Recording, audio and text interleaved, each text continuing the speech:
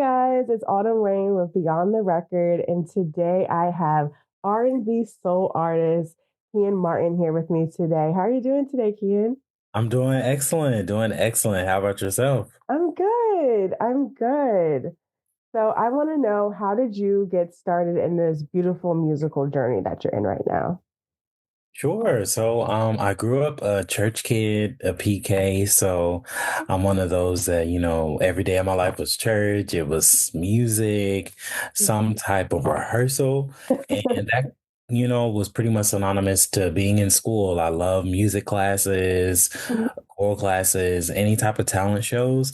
And so I think really before I decided I wanted to be an artist, it was kind of already, the path was kind of already set for me because my family was so involved in music, Mhm. and I think all of those experiences really paved the way when I got to high school, where it became very clear, like, oh, I want to really, really, really be an artist. And yeah, the rest kind of just took form. Oh, I love that. Who are some of your musical inspirations or maybe some artists that you grew up listening to? Oh, for sure. Hands down, Missy Elliott, Mhm. I think her whole catalog is self-explanatory. Like, she's just beyond a genius, a musical legend. Stevie Wonder for sure, Jasmine Sullivan, and gospel music, the Clark sisters, they really, really have inspired me. Um, I would say I listen to a lot of jazz too. I love like Ella Fitzgerald, Sarah Vaughan, but I was really grateful because as a kid, my parents didn't like limit me, to what I listened to, I love that. and that really was fun. And specifically, I remember Ryan Leslie, John Legend, because like them, I play piano and sing, and when I saw them and just heard the way that they told stories over music, that really made me find my niche Mhm. as an artist, So those are some of the I have several, but those are some that come immediately to my mind. Ah, those are amazing. I feel like once people say like Missy Elliott from the jump, I'm always Yeah. intrigued because now I know Yeah, like yeah, this yeah. has always been that girl. I'm so happy that she's having like a rejuvenation of her career almost in the past couple of years Yeah, because she deserves it. Like absolutely. Totally. I agree. Yeah. Yes, I want to talk a little bit about you, like outside of being an artist. I know that you're also like a music teacher, and what is your favorite part of that role, and how did you get started doing that? Sure. Was a product of being a part of nonprofit organizations, community organizations as a kid. And Mhm. pretty much it started for me. There's an awesome organization back home. I'm originally from Charlotte, North Carolina, called Inspire the Fire. And it was just an outlet where kids from the city could come. And it was like you chose a major. So you could choose singing, dancing, poetry, rap, hip hop, you name it. And I chose, singing, obviously. And from there, it was just so empowering because we got help from different local professionals. They would have a big annual conference every year. And when I went off to college, my mentor every year would say, "Hey, Ken, I need you to come back and I want you to now teach the choir." And I was like, huh? Like, what you mean? I totally felt like I could not do it, but little did I know my mentor, saw that skill in me and wanted to push me, into that area of my destiny as well as being an artist. And so before I knew it, every summer, during my college summer break, I would teach and facilitate, and I really started to fall in love with my ability as a musician to help people, grow their weaknesses into strengths. And so after graduating, a similar company here in Atlanta called it the Atlanta Music Project, that has been like, my haven where I've been able to meet youth from all over Georgia, teach artist development, songwriting, vocal training. And it really is enriching because as a teacher, when I wear that hat, I feel like I get to learn from my students, and it influences my writing, it influences my performing. So it's beautiful. It's a beautiful exchange. Yeah. Yeah, no, I saw some of your clips on your Instagram page, and I saw that you had your class sing the half and half theme song. Yeah. I was Yeah. like, yo, he's the real deal. Thank you. That is Thank my you. show. That is my show. Their No. theme song is goaded. Oh yeah, it It's is. goated. And for me, it's like I'm a millennial, so it's like it's natural for me. It's always funny on social media, like when people say, like, are we really the new adults? Like it's, but for me, Yeah. it's like I find joy in taking what we grew up on, the artists, the shows, that culture, and I like to use it to teach because that was a real experience, for me. And it's Mhm. been fun to pass that down to them in a way. So. Yeah, one of my best friends, she's a teacher, she's an English teacher in Atlanta, and Mhm. she tells me that all the time, like that she's like teaching her kids like some of the references of, being a Yeah. millennial and stuff like that. And it's like kind of cool, but it's Mhm. also kind of like an out of body experience because like it's weird. Like we are the new adults and Yeah, these youth are looking up to us and seeing what we're doing. And, I think it's important to, like pass down all those things. That's what our parents totally. did to us. So Totally. I was like, oh, they killed it too. They did such a good job singing. Thank you. I'm glad. I'm glad to receive that. I'll definitely share that with them. Yes, yes, definitely. I want to talk about, your music. I know I heard that you were also on Kanye's Donda tour as well. So Mhm. how did that happen? How did that experience? How was that? That's so awesome. Thank you. Well, that came by way of really just being active, in the music space of being a singer, networking. Back when the Kanye and the Sunday service was popular, when they came Mhm, to Atlanta, I got to participate at one of their big events here, and it kind of just was like, hey, okay, well, we're doing this other stuff. You want to come? mhm, And that was really kind of how that all just snowballed, and it was a really cool experience because I specifically remember, and any experience when I'm able to share the stage or share the space with so many artists I grew up mhm. admiring and, just really loving their music. And that was one of the many experiences where I was like, wow, like this is crazy. But Yeah, I'm embracing it and enjoying it. Yeah. I think you like said it all in just that statement. I think when you are put in this like music industry, entertainment industry, it's like you kind of get those like weird, awesome type of experiences that you never thought would happen, kind of. Mhm. And it's interesting to be like involved with someone who is like besides Kanye, but he's a creative genius, at the end of the Mhm. day. And I think that his Sunday service was a really cool type of situation. So Yeah. that's awesome for you to have that experience Thank now, you. you know? Oh yeah, I embrace it, and I often reflect on those experiences and several others. Yeah. For sure, for sure. About your music now, what are three songs from your own discography that you would introduce fans to get to know you better as an artist? Okay, that's a great question. I would definitely say Paradise. That's a Mm, song I dropped on my EP in 2023. And I say that song because it's just straight R&B. Like it makes me think about Miguel's Adorn to mm, Usher's, superstar, and that's the core of what I love about R&B, just beautiful ballads, storytelling. So I would say Paradise. I would say a song Suitcase that speaks to like the pop inspirational fun side of me. That's mhm, all about being ambitious and living dreams. And I would say Scared to Love. I think Scared to Love, it fits that realm of the not so happy side of, being young, trying to date or the lack thereof and being in relationship situationships.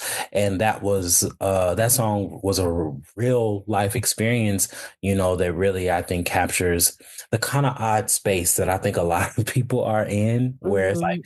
you want love, but people say that they want it, but then they play in your face. So it's like, are they scared of, all of that. So Yeah, now since you mentioned that song too, Mhm, I definitely want to get into that. So you said that it was an inspiration behind, a real life experience. mhm, How is it as an artist that you're able to really do a deep dive into your own life mhm. and are able to just create this beautiful song that is so close and near dear to your heart because it's true. So Yeah. how were you able to sit down and actually just like write that song?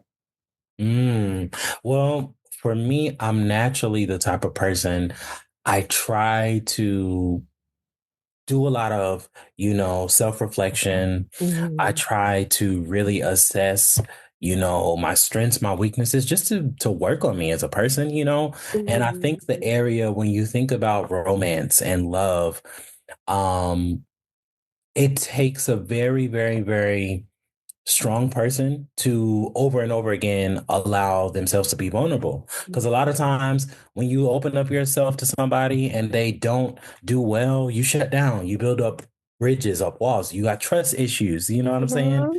And Yeah. so for me, I think from committing to letting my art really come from my authentic experience, Mhm. that's been my process. I'll just pause, I'll reflect, and I say, okay, if this was a low moment, how can I place it in a song?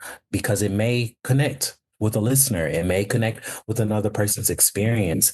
And that has always been therapeutic for me too. Like, yes, it may be painful, it may not be the most enjoyable, but I'm releasing that pain. I'm releasing that experience by putting it into a song and not letting it keep me hostage, if that makes sense? Yeah, Mhm. absolutely.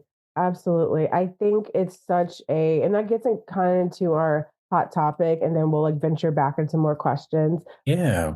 They're talking about like scared to love. It just made me think. I think I'm the type of person who enjoys like really nice ballads, and then also when I'm in that space, but also like more uplifting songs. But I feel like I do veer more towards like the sadder songs. It's like more like relatable to how I'm feeling in the moment. So just like an overall process, being both of us being millennials, like why do you think that this generation is just so scared to love? That's a great, a great question. I honestly feel like the same way that a lot of us as millennials specifically, I think we're doing a good job of it. Don't get me wrong. But Mhm. just people in general, we're often scared of what it means to be the best version of ourselves. And what I mean by that is like, yes, we want to level up, we want to make money, we want to live the life, but that process to get there, we know that it's like, oh, it's going to take a whole life change, a mental change. And sometimes, if we can be honest, we may say we want it, but we don't really want to do the work it does to get there. I Yeah. think that parallels with love. Like when you had your heart broken, when you've had, your time wasted, Mhm. it's very hard for you to trust that you won't experience that again with a new person. And so Mhm. sometimes I feel like what's very common now, it's always funny when people talk about, everybody's like the dating world. When they say this, it was like, yeah, it's like urine in it or the Yeah. dating world. It's like it sucks. And it's Yeah. usually because like when we're hurting, yes, we do want that companionship. We want that partnership relationship. But sometimes it's like, let me see if you about to really one up me, but I want to one up you before you want to, you know what I'm saying? And before Yeah. we know it, that creates that whole toxicity and it's just like a cycle where it's like now I'm hurt. So somebody's trying to love on me, but I'm scared to open up again. So Mhm. now I'm scared to love them, but I do want what they're offering, but I'm trying to find the red flags. I'm trying to say, okay, yeah, you cool right now, but what's about to happen in month number 6? You know what I'm Right. saying? So, Yes. Yeah, no, yeah. I agree with 100% of what you just said because I talk about this with my girls all the time. Like, Mhm. yo, these people, we're just not serious out here. And I think it's just, you talked about, like, being honest with yourself. I think it takes a lot to be a really good partner. And I think you got Yeah. to be honest with yourself of like, are you willing to give up that single mindedness as well? Because like I know I can talk for myself. I'm very much so like if I'm into it, then I'm 100% into something. Like Mhm. I'm going for it. But when I also think about how I also like I'm able to just you don't really have to like check in with people when you're single. But I feel like Yeah. when you're in a relationship, you should be checking in with your partner about certain things and being open and like, honest with them and stuff like that. And when you said that, you have to really put yourself in that position. Like you have to realize, like, hey, am I willing to not necessarily give up things, but to work towards that, Yeah. goal and be Totally. honest with yourself about that. And I do think there's a lot of like one upping when it comes to certain situations, like, oh, he didn't text me back for 3 hours, so I'm going to text him back tomorrow. Like Exactly. little stuff. Yeah. It's petty stuff. So it's just like, okay, do I really want to go through all of that? But then you think about all of the great times that you had with someone like a previous relationship. Like, oh, that is a Yeah. very nice feeling. And it's a lot of, Yeah. work. Mhm. But yeah, I do think that's why our generation is scared to love. It's a game.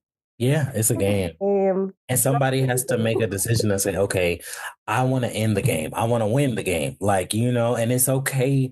For me, I've had to learn as, a guy, as a man to like, it is okay to have feelings and to own that. Nobody is, absent of feelings. You can Mhm. lie and say that you don't, but we all have feelings, and you got Yeah. to acknowledge them. You Yeah. definitely do. You have to. You have to. So that was such a good hot topic. I want to get back to the Mhm. track specifically. And if you had to pick a feature for Scared to Love, who would you choose for it? Oh, a feature. That's Mhm. great. Oh, there's several people. Like, I really immediately, when you said that, Kehlani came to mind, Jasmine Mm, Sullivan came to mind, mhm. um, Summer Walker, or like I could just hear. There's so many dope females that I could hear them doing a feature where they're saying it from a female's perspective. Yes, I yeah. could even hear a hip hop artist like, Mhm. I could hear like a Wale, Mhm. 21 like just somebody giving a alternative perspective, you know? Mhm. Yeah. Yeah, no, I love that. Like a mixture of, like female R&B singers. There's Yeah. so many that are so great and talented. I know Kehlani can make a bop in 2 seconds. Oh yeah. Totally. Yeah, Totally. he can. And I think it's just whatever vibe you're trying to go for. I love Wale. I don't think he gets enough credit for how Oh amazing he yeah. is as an artist. Like, I agree. I just saw that he's going to be on tour with Keisha Cole too. So Nice. Okay. Yeah. yes. Um, and I want to know because I know that you also have some live performances coming up, and I Mhm. want to know what can fans expect from that? For sure. Well, definitely the live shows are my heart, Mhm, I love that exchange from being a performer into the attendees. I feel like it's always a new experience every mhm. show, every city. And for that, it's definitely going to be some familiar covers just because I love paying homage to so many legends Yeah. by giving my take on their amazing music. So it'll be that. I'll be at the piano some. It's going to be a lot of new music, but my live shows are very interactive where I want people to sing along. I want people, to wave their hands and to vibe and to bop, because that adds to my energy as a performer. So very interactive, all inclusive. Yeah. Absolutely. I cannot wait. We're going to have all the information to get Yeah. tickets and everything. Mhm. So I want to know besides the live performances too, which I am excited for, hopefully I can make a show because I do plan to Yeah. go to Atlanta sometime this year. So we Yes. can be in line Definitely. when you're Love performing. that. Yes. Do you have any plans for any maybe music videos or full length projects for the rest of the year? Definitely. So we're actually planning to shoot Scared to Love the full length video next week. So that Yes. should be rolling out this what we're in spring now, like latter part of spring going into summer. And Mhm. I am definitely putting some songs together to do like a fall EP release. So I'm Oh, excited. So you get the exclusive. It's an EP coming soon for sure. yes. I can't wait. Yeah. This is going to be amazing. Yes, Yeah. yes. Thank you. Thank Of you. course. Where can fans follow you to learn more about your music and you in general? Very easy. My government name, KeeyenMartin. That's Keeyen Martin on literally every platform. And I can't wait to connect with everybody for sure. Yes, thank you so, so much for talking with me today. Thank you for having me. This was awesome. Thank you.